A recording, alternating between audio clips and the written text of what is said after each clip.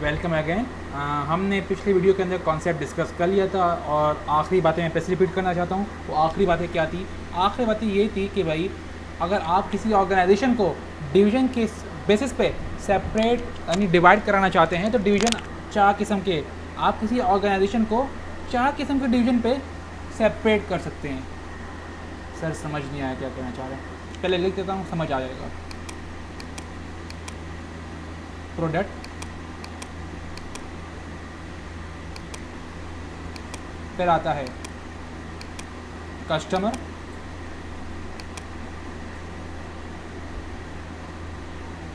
फिर आता है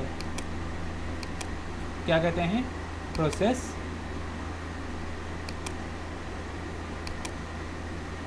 फिर आता है जियोग्राफिकल लोकेशन। सही, मैं ये कहना चाह रहा हूँ सिंपली, अगर आप ऑर्गेनाइजेशन स्ट्रक्चर को और उसकी जो एक्टिविटीज़ है, अगर वो बहुत सारी एक्टिविटीज़ है, आप उसको डिवाइड करते हो डिवीज़न में, तो डिवीज़न 4 किस्म के हो सकते हैं। 4 किस्म के, 4। पहला क्या? प्रोडक्ट, दूसरा क्या? कस्टमर, तीसरा क्या? प्रोसेस, चौथा क्या? Geographical location wise. सही। अच्छा सर, प्रोडक्ट डिवीज़न क्या होता है, उसको ज़रा डिस्कस करते हैं। अगर आप लोग सिर्फ सिंपल गो थ्रू रीड कर ले तो कुछ ज़्यादा चेंज नहीं लिखा हुआ, जो मैंने एक्सप्लेनेशन दी वही लिखी हुई है। सही है। प्रोडक्ट डिवीज़न, प्रोडक्ट डिवीज़न का मतलब क्या है? मैंने आप लोगों से पिछले एग्जांपल के अंदर मैंने आप लोगों को अपने 3 प्रोडक्ट्स बताए थे। एक था जीन्स, एक था शर्ट्स, सही है, और दूसरा क्या था? शूज़। मैंने कहा कि ऑर्गेनाइजेशन ये 3 प्रोडक्ट्स बना रही है, ये 3 प्रोडक्ट्स हैं, और इन 3 प्रोडक्ट्स को हमने डिवाइड कर दिया था। इन 3 प्रोडक्ट के बेस पे हमने ऑर्गेनाइजेशन को डिवाइड कर दिया था। जब हमने इन 3 प्रोडक्ट के बेस पे ऑर्गेनाइजेशन को डिवाइड किया तो उसको हम कहते हैं, इस तरह की डिविजनलाइज ऑर्गेनाइजेशन स्ट्रक्चर को हम कहते हैं प्रोडक्ट डिवीजन। क्या? Product division. यानी जब मैंने प्रोडक्ट वाइज किसी ऑर्गेनाइजेशन के डिवीजन कर डाले प्रोडक्ट वाइज, तो प्रोडक्ट डिवीजन। सही। यहाँ पे बेसिकली वेस्टर्न मतलब वेस्टर्न ममालिक की किसी कंपनी कैडले, कार्डिले, शेवरले, एनजीएमसी के बारे में एग्जांपल दी हुई है। अब थिंक सिंपल, थिंक इजी, उससे भी सॉल्व हो जाता है। सही है। और चले डिस्कस करते हैं, रीड कर लेते हैं आप लोगों के लिए। Large companies often find it unwieldy to operate as one large unit under a functional organisation structure. क्यों? ऐसा क्यों है? जब आपकी एक्टिविटीज़ कुछ ज़्यादा ही हो जाती है तो आपको मैनेज करना फंक्शनल स्ट्रक्चर के अंदर मुश्किल हो जाता है, क्योंकि एक फंक्शनल डिपार्टमेंट बहुत सारे एक्टिविटीज़ को मैनेज नहीं कर सकता। एक फाइनेंस डिपार्टमेंट बहुत सारे एक्टिविटीज़ की फाइनेंस वगैरह, रिकॉर्डिंग वगैरह, समराइजेशन वगैरह, क्लासिफिकेशन वगैरह नहीं कर सकता, क्योंकि फिर उसको तो उसके बैलेंस शीट, हर एक के लिए कॉस्ट, मतलब हर एक के लिए अकाउंटिंग मेंटेन करना मुश्किल हो जाता है। सही है। तो लिहाजा हम एक्टिविटीज़ के बेसिस पे डिवाइड कर देते हैं। Share size make it difficult. Share मतलब क्या? Big size, big. Make it difficult for manager to oversee operation and serve customer. To rectify this problem, most large companies are structured as divisionalized organization. जब आप बहुत सारी activities को functional structure के अंदर deal नहीं कर सकते, फंक्शनल स्ट्रक्चर के अंदर अकाउंट फॉर नहीं कर सकते, सही है, क्योंकि फंक्शनल स्ट्रक्चर होता है उसके अंदर एक ही डिपार्टमेंट होता है। सही है। और एक ही डिपार्टमेंट के लिए एक ब्रॉड टर्म ऑफ एक्टिविटीज़ को मैनेज करना मुश्किल हो जाता है, तो आप क्या करते हो? आप डिविजनलाइज ऑर्गेनाइजेशन बना देते हो। They are similar in many respect to stand alone companies. मैंने क्या बताया था आप लोगों को? मैंने आपको क्या बताया था?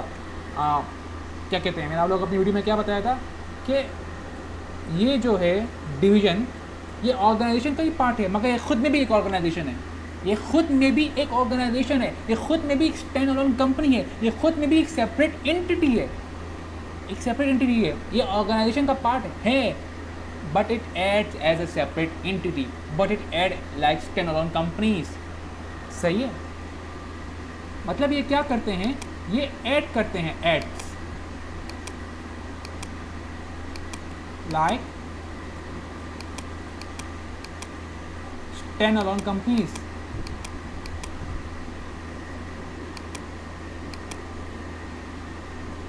सही है। या सेपरेट एंटिटी, अच्छा सर, आगे क्या लिखा हुआ? Each division function relatively autonomously because it contains most of its functional expertise. Sir लैंग का मतलब समझ नहीं आया। हर डिवीजन इंडिपेंडेंटली ऑपरेट कर रहा होता है। हर डिवीजन इंडिपेंडेंटली ऑपरेट कर रहा होता है। सर क्यों? क्योंकि हर डिवीजन के पास उनके अपने फंक्शनल डिपार्टमेंट होते हैं। डिवीजन ए का अपना फाइनेंस होगा, अपना मार्केटिंग होगा, अपना प्रोक्योरमेंट होगा। सही, अंदर नीचे लिख भी दिया एक्सप्लेनेशन के through. Need to meet his objective. The challenge is to find the most appropriate way of structuring operation to achieve overall company goal. Toward this end, division can be formed according to product, customer, process और geography. अगर आप product wise division कर रहे हैं तो product division, अगर आप geographical wise कर रहे हैं, सर जियोग्राफिकल वाइज क्या मतलब, डिस्कस कर लेते हैं। जियोग्राफिकल वाइज किस तरह डिवीजन बनते हैं। ऑर्गेनाइजेशन है, सही है। सपोज करते हैं ऑर्गेनाइजेशन है। सिंपल एग्जांपल हम लोग लिखते हैं ताकि क्लियरनेस आ जाए, अंडरस्टैंडिंग अच्छी हो। अगर आप लोग मुश्किल एग्जांपल अभी से सोचेंगे तो पेपर में भी आप लोगों के लिए मसला हो जाएगा। थिंक सिंपल, ये हमारे टीचर हमें कहा करते थे। सही, ऑर्गेनाइजेशन। अब ऑर्गेनाइजेशन का अगर मैं बात करूँ, सपोज करो एक ऑर्गेनाइजेशन है, बना है, न्यूली बना है। सही है, वो क्या बेचता है? वो बेचता है कोई भी प्रोडक्ट। सपोज करो प्रोडक्ट ए बेचता है, प्रोडक्ट ए, मैं पी ए का नाम दे रहा हूँ, प्रोडक्ट ए।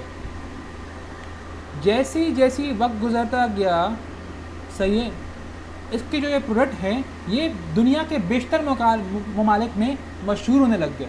मशहूर, भाई ये अच्छा प्रोडक्ट है, भाई ये है, भाई ये है, इसके अंदर ये क्वालिटीज़ है। मतलब ऑर्गेनाइजेशन का जो ये प्रोडक्ट है ये हर जगह फेमस होने लगा। तो इसकी डिमांड फ्रांस में भी होने लग गई। फ्रांस, इसकी डिमांड यूएस में भी होने लग गई। तो कंपनी के लिए, ऑर्गेनाइजेशन के लिए इंपोर्ट एक्सपोर्ट कराना मुश्किल हो गया था यार। पाकिस्तान से अमेरिका भेजें और ख़र्चा, पाकिस्तान से फ्रांस भेजें और ख़र्चा, ट्रांजिट का ख़र्चा, ट्रांसपोर्ट का ख़र्चा ज़्यादा हो गया था। कंपनी ने कहा एक काम करते हैं, इस मसले को सुलझा देते हैं और हम यूएस और फ्रांस वहाँ पे अपने डिवीज़न फॉर्म करते हैं, जो कि वहाँ पे जाके ये प्रोडक्ट खुद बनाया करेंगे। सही, तो आपने जियोग्राफिकल लोकेशन वाइज यहाँ पे डिवीज़न कर दिया है। ये मैंने एग्जांपल के थ्रू यहाँ पे बात की है कि ये लोग वहाँ पे जाके बनाएंगे। हो सकता है इन रियलिटी आपने सिर्फ वहाँ पे अपने जाके आउटलेट्स वगैरह इस तरह इस्टेब्लिश कर डाले, या आपने यहाँ पे एक अच्छा खासा अपना डिवीज़न बना डाला। एक ही बात बनती है। सही है, रीड कर लेते हैं आप लोगों के लिए। Geographical division enable companies that operate in several locations to be responsive to the customer. France क्या है? फ्रांस भी आपका कस्टमर है। यूएस क्या है? वो भी आपका कस्टमर है। आपने अपने डिवीजन यूएस और फ्रांस से बना डाले ताकि आप अपने कस्टमर को रिस्पॉन्ड कर पाए, कस्टमर को सेटिस्फेक्शन दे पाए। Satisfaction of customer is must. Satisfaction of customer is must. At a local वाला Adidas, for example, is organized according to the region of the world in which it operates. They have 8 different regions. Each of one report its performance separately in their annual report.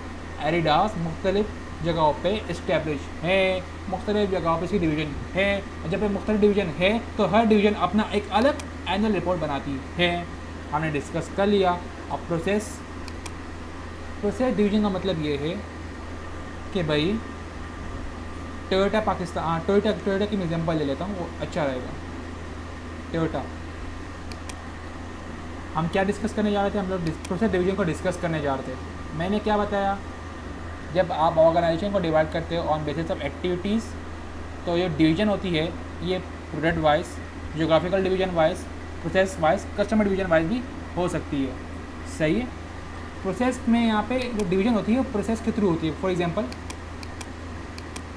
Toyota company है, सही है, Toyota company का engine बनने का अलग process होता है और स्ट्रक्चर बनने का अलग प्रोसेस होता है। सही है, और क्या, और असेंबलिंग का एक अलग प्रोसेस होता है। तो आप चाहे इन तमाम प्रोसेस को एक डिवीज़न का शक्ल दे दें, इन तमाम प्रोसेस को एक डिवीज़न का शक्ल दे दें। सर ये तो एक ही गाड़ी बना रहे हैं ना, मुश्किल क्या आ रही है? बेटा कभी कभार जो प्रोसेस होते हैं वो इतने डाइवर्स, इतने ब्रॉड होते हैं, तो इन सबको मैनेज करना मुश्किल हो जाता है। तभी हम इनकी डिविजनलाइजेशन करते हैं, तभी इसका नाम प्रोसेस डिवीजन